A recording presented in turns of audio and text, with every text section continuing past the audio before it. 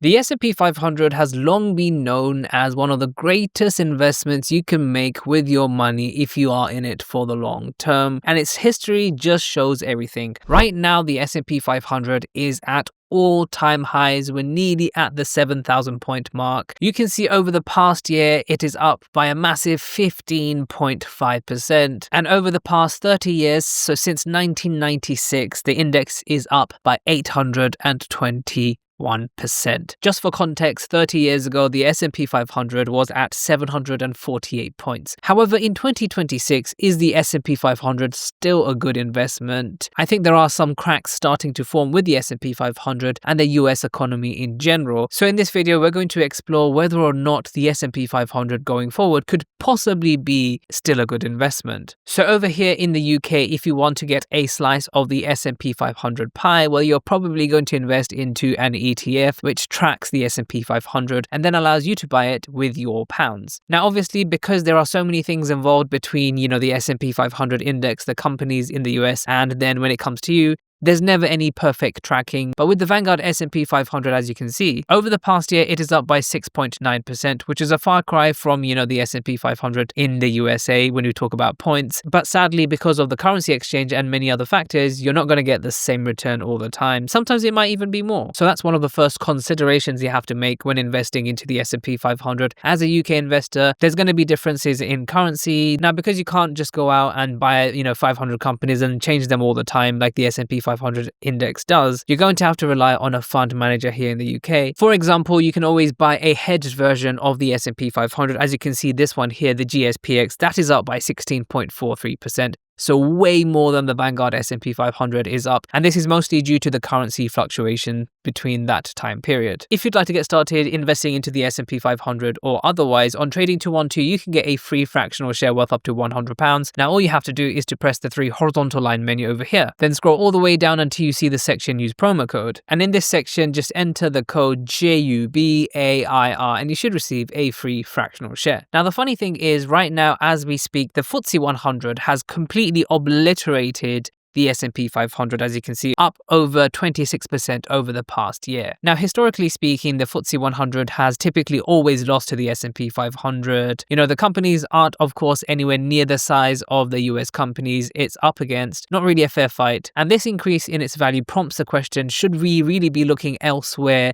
in 2026 rather than just focusing all of our attention into the S&P 500. Now, 26.94% gain over the past year makes this an incredibly good investment, especially here in the UK. As a UK investor, these companies are going to be trading in pounds, so there's no currency difference here. It also feels nice supporting our own companies instead of, foreign companies all the time. Now, the thing is, the performance of the FTSE 100 is not an isolated thing. Here is the Vanguard Germany All Cap, and as you can see over the past year, again, the performance is above 25%. Now, obviously, this fund invests into companies that are trading in euros, so there will be a currency difference somewhere around here. It's not just Europe, however. This is the Vanguard FTSE Japan, as you can see over the past year, again beating the S&P 500 by over 17.28%. Now, at this point, I don't think you can ignore the rest of the world. Investing solely into the S&P 500 is definitely a strategy that you have to rethink to evaluate if you want to be 100% into that. Again, if you invest into something like an all-world fund, this is the Vanguard FTSE All-World, over the past year, the performance would have beaten out the Vanguard USA, the S&P 500 by Vanguard, by quite a considerable amount. Even though this fund has an allocation, for example, of 63% towards basically the S&P 500, it does have Japan, China, and United Kingdom. But should we actually focus more towards these recent winners rather than the S&P 500? Now, speaking of the S&P 500, even with an all-world fund, you're going to get a very high exposure to the S&P 500. As you can see, the top company is Nvidia with over a 6.3% weighting. Now, here comes the first problem with the S&P 500. That is that most of the top companies are severely overvalued. Look at Nvidia, for example, which is basically the biggest company in the S&P 500. It has a PE ratio of over 46, which is absolutely staggering. Now, PE ratio, of course, isn't everything, but it is an indicator. But you can use the price of a stock to compare it with other stocks to see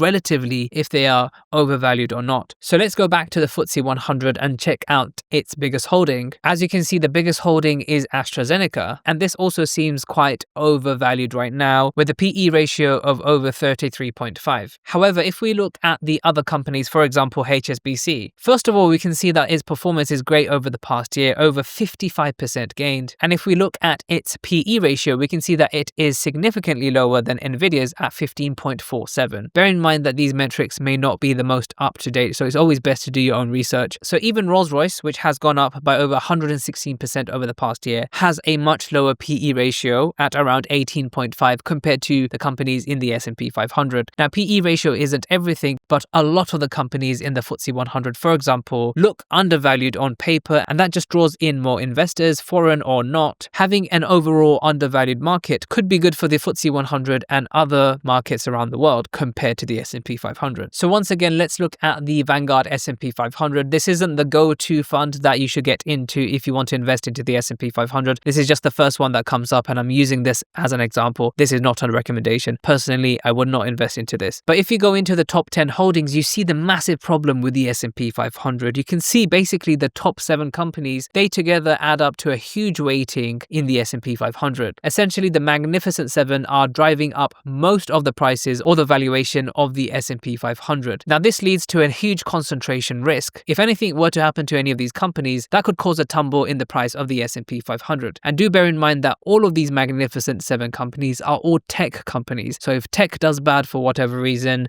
the S&P 500 as a result could really do badly. The other 490 plus companies in the S&P 500, relatively speaking, are barely doing anything. So the crazy valuations of the S&P 500 are definitely a cause of concern. So like I said, all of these are tech companies. And one big thing that the US economy faces, especially these tech companies, is competition from other regions. For example, China, Taiwan, technically even Europe. Now, you've been led to believe that America has the best technology, but the thing is, because of this smokescreen, we are actually unable to understand what these other regions have in terms of their technology. And in my opinion, competition is one of the biggest fears of the S&P 500. And that brings me neatly over to one of the concerns there are in the US economy, and that is its geopolitical instability. So the US is known recently for a lot of its trade wars between, China, between Russia. It has imposed sanctions on multiple different countries. And there's a good reason why the US would do that. It doesn't want competition. That's the main thing. Now, by imposing these sanctions, these tariffs, what they are essentially doing is creating a selection pressure, so to speak, for other regions to develop their technologies at a different rate to the US. And like I said, competition could be very dangerous for the US. Also, geopolitically speaking, the US is very much of an aggressor. So currently speaking, the US military has operations all over the world, even though it pretends to,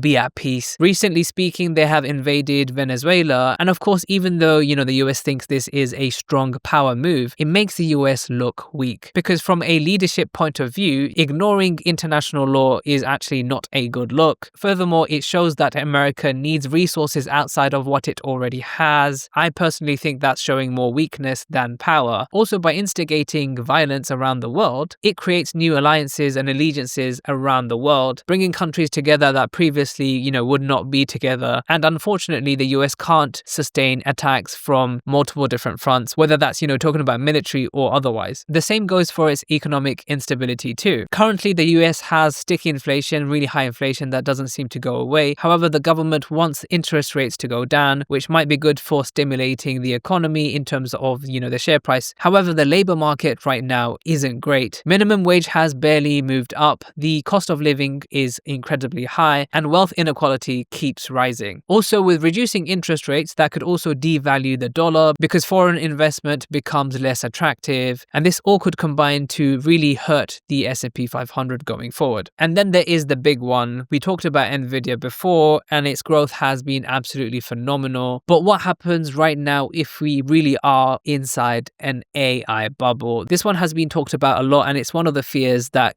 keeps a lot of people from investing. It's no surprise to tell you that Nvidia and other companies that have the word AI in them somewhere are overvalued overall. And the fact of the matter is right now, the main thing that is driving AI prices up, especially when we consider Nvidia, is that the cost of AI is so high. The GPUs required to do AI calculations or simulations are very intensive in their power and they're very inefficient. So basically a lot of money has gone into the development of chips, whether GPUs and CPUs, that can reduce this power draw. And that's where Nvidia has come in. They've produced some of the best AI chips in the world. In fact, they probably are the best, hands down. They're also the most efficient we have now. But the thing is, if China or any other economy is the first to develop, let's say, is 1,000 times more efficient than what Nvidia has, then immediately the AI bubble will probably pop. And that's actually not impossible because, chip manufacturing can actually see exponential levels of efficiency increase by just changing the fabrication process. In either case, the AI bubble scare is very big. And because of the concentration of tech companies within the S&P 500, if the AI bubble were to pop, the S&P 500 surely would be decimated. So make sure to check out some of my other videos and I'll see you in the next video.